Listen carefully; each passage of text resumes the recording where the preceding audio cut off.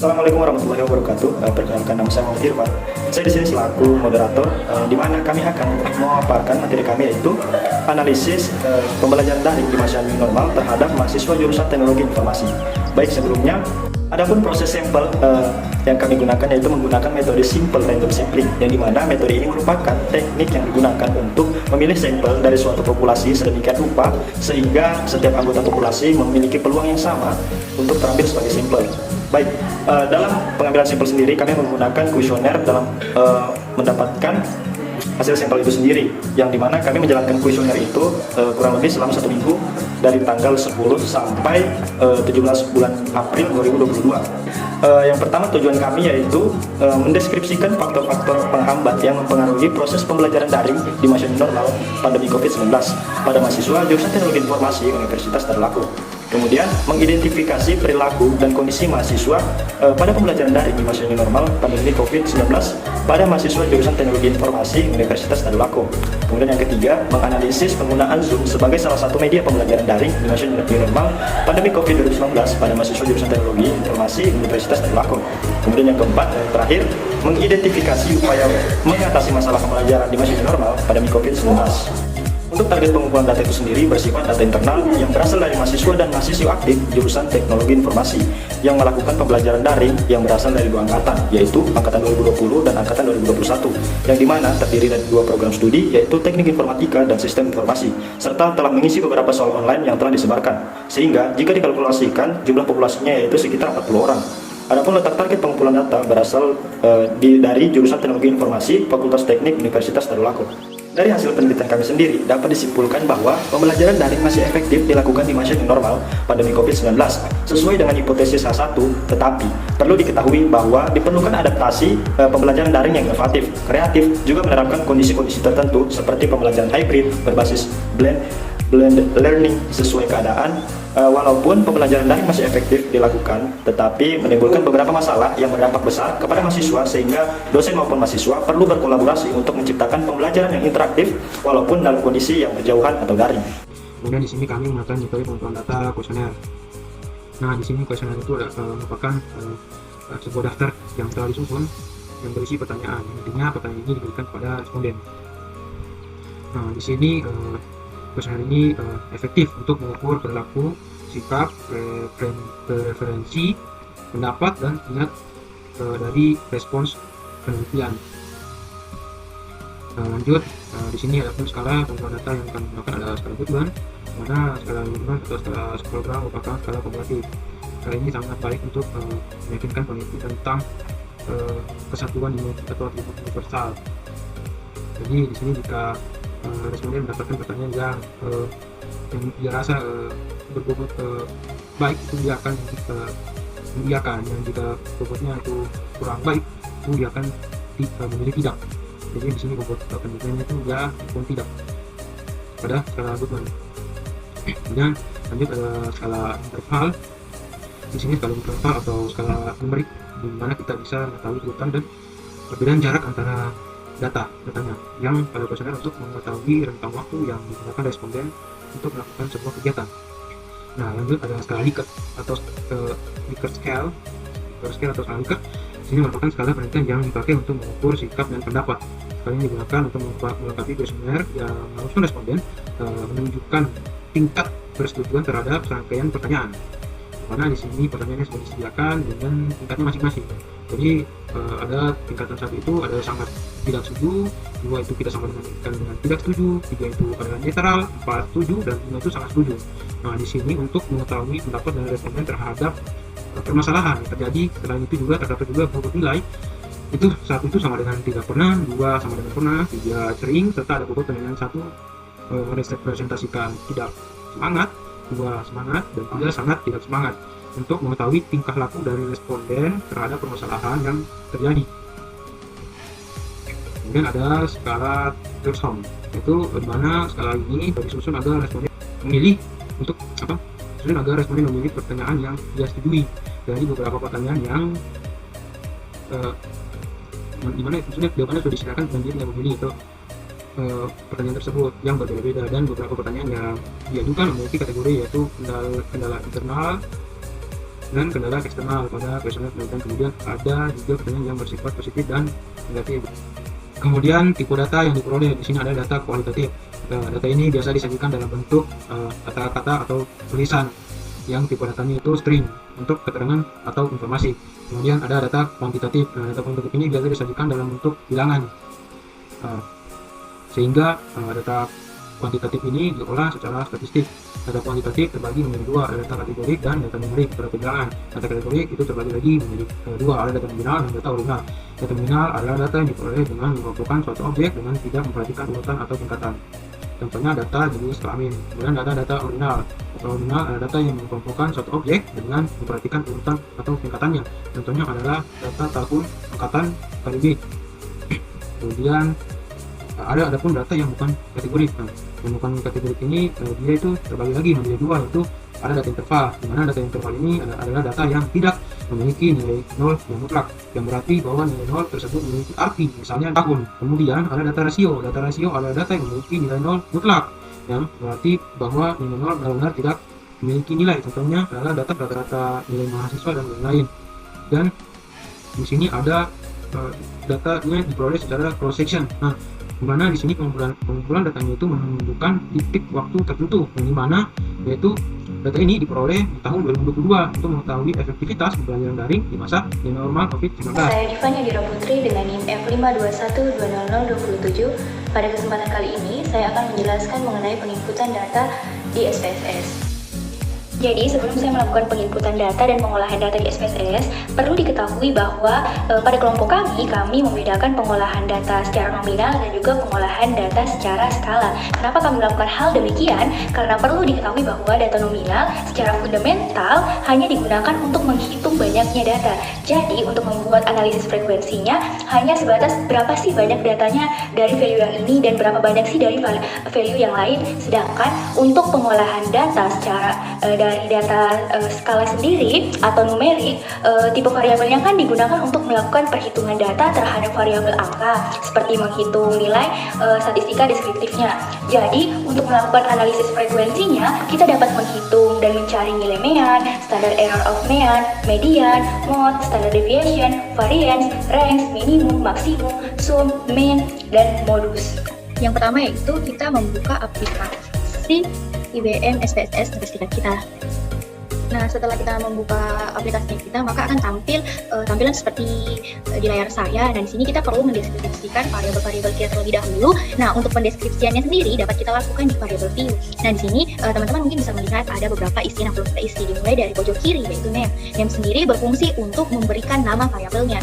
Nah, setelah itu ada tipe. Nah, tipe sendiri merupakan variabel yang akan kita isikan itu bertipe data apa. Misalnya kita ingin mengisikannya dalam bentuk angka, sudah pasti kita akan memilih tipenya itu sebagai numerik. Selanjutnya ada with. Nah, with sendiri berfungsi untuk memberikan jumlah karakter, dan itu selanjutnya ada desimal. Nah, desimal ini berfungsi untuk berapa sih jumlah angka yang ada di belakang koma. Setelah itu ada label. Nah, label ini menjelaskan atau memperinci penamaan dari name tadi. Selanjutnya ada value. Nah, value sendiri berfungsi untuk menggantikan sebuah nilai yang bertipe string menjadi sebuah angka. Nah, selanjutnya ada missing. Missing value berfungsi untuk menghilangkan sebuah nilai agar tidak dimasukkan ke dalam analisis. Selanjutnya adalah kolom. Nah, kolom itu berfungsi untuk menentukan berapa sih lebar dari kolom yang kita inginkan. Nah, selanjutnya ada line. Nah, line ini untuk menentukan rata tulisan. Jadi di line ini ada 3, yaitu rata kiri, rata kanan, dan rata tengah. Selanjutnya ada measure. Measure sendiri merupakan menentukan skala data atau tipe dari datanya kita. Measure sendiri yang kita kenal ada ordinal, ada nominal, ada data skala. Selanjutnya ada row. Row ini berisi input. Nah, teman-teman, mungkin kita akan coba melakukan pengisian variabelnya, itu salah satu variabelnya di variabel view.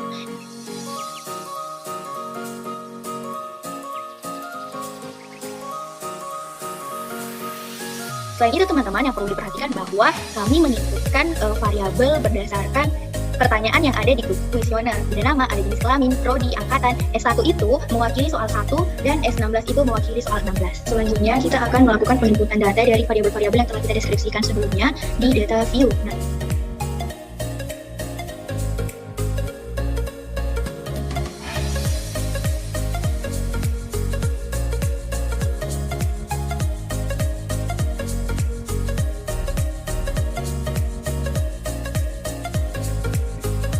Nah, begitulah tadi penginputan data. Selanjutnya kita mengisi data sampai 36 karena responden ataupun sampel yang kita gunakan itu sebanyak 36 sampel. Nah, selanjutnya kita melakukan proses analisis frekuensinya, di mana sejak awal saya mengatakan bahwa kita melakukan 2 kali pengolahan, yaitu untuk yang bertipe nominal dan yang kedua bermeasure atau bertipe skala. Nah, di sini kita pada menu bar di bagian atas kita memilih menu analyze. Nah, menu analyze sendiri ada beberapa submenu lagi. Nah, dari submenu ini kita memilih deskriptif statistik. Nah, di deskriptif statistik ini dia memuat menu yang kita inginkan, yaitu analisis frekuensi atau menganalisis karakteristik dari datanya itu sendiri. Setelah itu kita memilih menu frekuensi. Oke. Nah, yang untuk pertama kita melakukan pengolahan untuk yang bermeasure nominal dan juga bermeasure ordinal. Teman-teman perlu pindahkan, kita langsung Ctrl A saja, kita pindahkan. Lalu untuk yang selama belajar kita pindah ke sebelah sini, dan selama menghibur kita pindah ke sini. Nah, teman-teman, kita juga dalam menyajikan karakteristik data kita perlu membuat grafiknya. Nah, dalam membuat grafik ini ada beberapa pilihan. Teman-teman bisa memilih bagian chart. Nah, di sini kita memilih bar chart, yaitu continue, dan kita klik OK. Nah, maka akan muncul output dari yang kita inginkan. Karena kita melakukan analisis frekuensinya hanya mengetahui banyaknya data atau banyaknya frekuensi datanya, makanya dia muncul seperti ini. Untuk jenis kelamin misalnya, laki-laki ada 18, perempuan ada 18, dan totalnya ada 36 data. Seperti itu. Selanjutnya, kita melakukan pengolahan ataupun melakukan analisis frekuensi untuk variabel yang bertipe atau bermeasure skala. Nah, di sini teman-teman, sama seperti tadi kita mengklik dalam menu bar analyze, terus kita pilih submenu statistik deskriptif, lalu kita memilih frekuensi. Nah, di frekuensi ini kita reset dulu. Kita memilih data yang bertipe atau bermeasure skala tadi, itu lama belajar ini dan ini. Selanjutnya, pada bagian kanan kita klik statistik. Nah, di sini ada beberapa pilihan, jadi tergantung dari kebutuhannya teman-teman ingin cari karakteristik datanya itu yang mana. Kalau untuk kelompok kami klik untuk meannya, median, mode, sum, minimum, maksimum, SE, mean, range, variance, dan standard deviation. Itu continue. Jangan lupa bagian chartnya teman-teman klik untuk menggunakan bar chart. Terus setelah itu kita klik OK. Nah, teman-teman, ini adalah output dari penginputan dan pengolahan data bagian data atau variabel yang bermeasure skala. Assalamualaikum warahmatullahi wabarakatuh. Perkenalkan, nama saya Muhammad Bud. Nah, di sini saya akan melanjutkan pemaparan materi dari teman saya sebelumnya. Oke, baiklah, langsung saja. Nah, dapat kita lihat di samping saya ada hasil dari pengolahan data bertipe nominal. Oke, lanjut. Nah, ini ada beberapa tabel yang bisa tampilkan. Nah, dari tabel di samping dapat ketahui bahwa penginputan data secara keseluruhan valid atau benar dan tidak terjadi kesalahan penginputan pada data. Valid 36 menunjukkan 36 data diinputkan benar, dan missing 0 menunjukkan data 0 dari teman data. Di samping saya ada frekuensi table. Nah, dari tabel di samping berisi nama-nama responden yang tiap nama berjumlah atau berfrekuensi 1. Jadi tiap satu orang hanya bisa mengisi satu kali kuesioner. Oke, baik, hal-hal yang perlu diperhatikan frekuensi merupakan banyaknya data, sedangkan persen menunjukkan nilai dari banyaknya frekuensi data dari suatu variabel berjumlah keseluruhan dikali 100. Untuk valid persen menunjukkan kebenaran data dalam persen, sedangkan kumulatif persen menunjukkan dari setiap bagian frekuensi yang sesuai dengan kumulatif kurang dari. Nah, di samping saya ada tabel jenis kelamin. Nah, dari tabel jenis kelamin kita dapat melihat jumlah laki-laki yang 15 dan perempuan begitu juga 18 orang yang mengisi kuesioner. Nah, berikutnya ada tabel program studi. Nah, dari tabel program studi ini diketahui bahwa mahasiswa TI lebih banyak mengisi kuesioner, yaitu 20 orang daripada mahasiswa SI hanya berjumlah 16 orang. Hal ini juga menunjukkan bahwa memang betul bahwa jumlah mahasiswa TI lebih banyak daripada mahasiswa SI. Nah, dapat kita lihat di samping saya ada tabel angkatan. Nah, dari tabel angkatan ini diketahui responden terbesar berasal dari angkatan 2020, yaitu menunjukkan 88,9% atau 32 orang, sedangkan angkatan 2021 hanya 11,1% atau 4 orang. Hal ini menunjukkan bahwa hasil penelitian ini belum mewakili keseluruhan sampel yang diperlukan karena masih terbatasnya angkatan yang mengisi, dan untuk angkatan seperti 2019 sampai 2018 tidak ada sampelnya. Dan dapat kita lihat di samping saya ada tabel belajar daring. Dari hasil tabel ini dapat dianalisis bahwa hingga saat ini mahasiswa jurusan teknologi informasi masih dominan melakukan pembelajaran daring. Nah, dari tabel berikut di samping ini dapat kita lihat, yaitu penelitian ini juga membuktikan bahwa mahasiswa cenderung melakukan hal lain dalam pembelajaran daring. sesuai dengan tabel di samping, di mana sebanyak 27 responden atau 75% yang melakukan hal lain ketika pembelajaran daring, sehingga membuat mahasiswa tidak konsentrasi dalam menerima materi.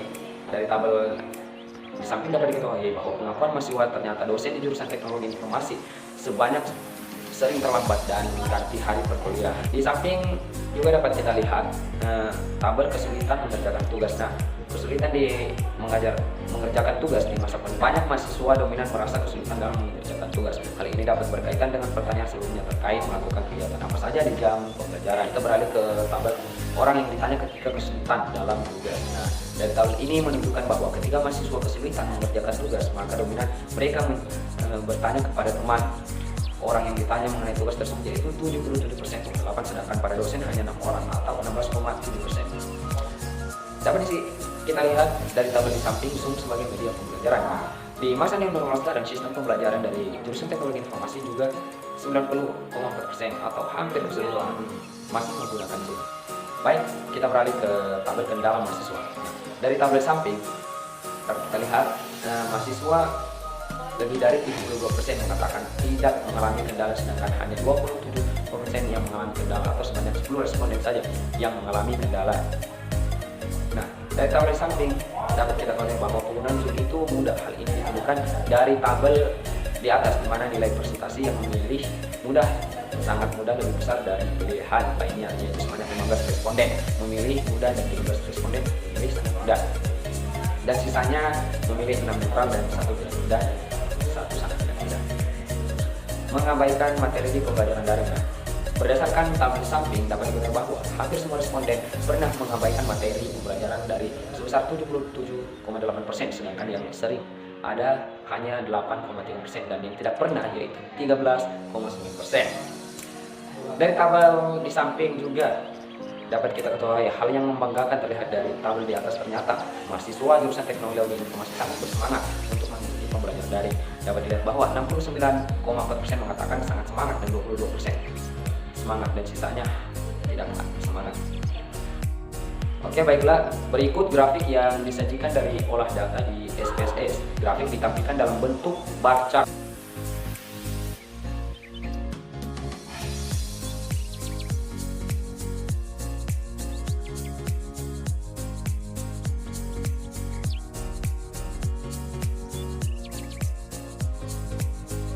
Assalamualaikum warahmatullahi wabarakatuh. Perkenalkan, nama saya Nuraina Namanyambon, NIM F5212040.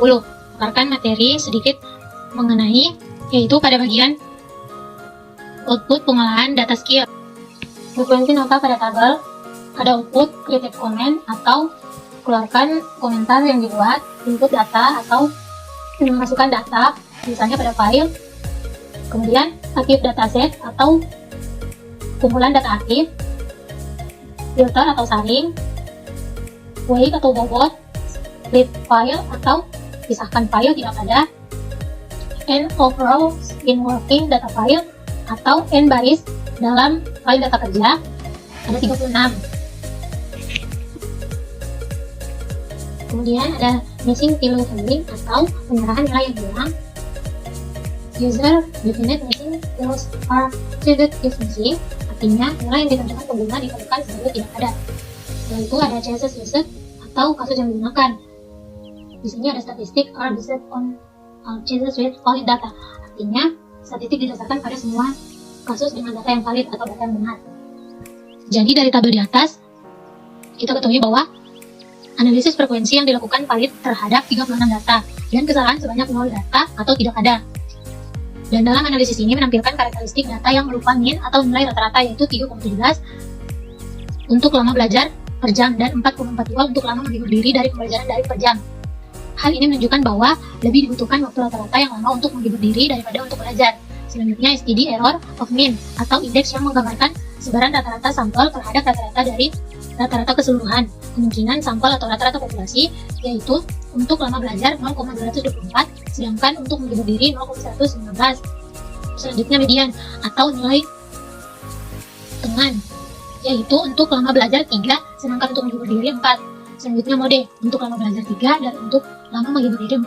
Selanjutnya standar deviated atau indeks, yang menggambarkan sebaran data terhadap rata-ratanya, yaitu untuk lama belajar 1342 dan untuk lama hidup diri 0,692. Selanjutnya, untuk variance atau salah satu ukuran variasi atau dispersi statistika suatu data kuantitatif, yaitu untuk lama belajar 1,8, sedangkan untuk lama menghibur diri 0,479. Selanjutnya range atau selisih antara data dengan nilai yang terkecil tersebut, yaitu untuk lama belajar 5 dan untuk lama menghibur diri 2. Adapun nilai minimum untuk lama belajar yaitu 1 dan maksimum 6, sedangkan minimum untuk lama menghibur diri yaitu 4 dan maksimum 6. Dapat kita lihat kedua tabel tersebut, lama belajar per jam dan lama menghibur diri dari pembelajaran daring. Cukup sekian pemaparan dari kelompok kami. Lebih dan kurangnya kami mohon maaf dan terima kasih sudah menyaksikan video kami. Saya akhiri. Wassalamualaikum warahmatullahi wabarakatuh.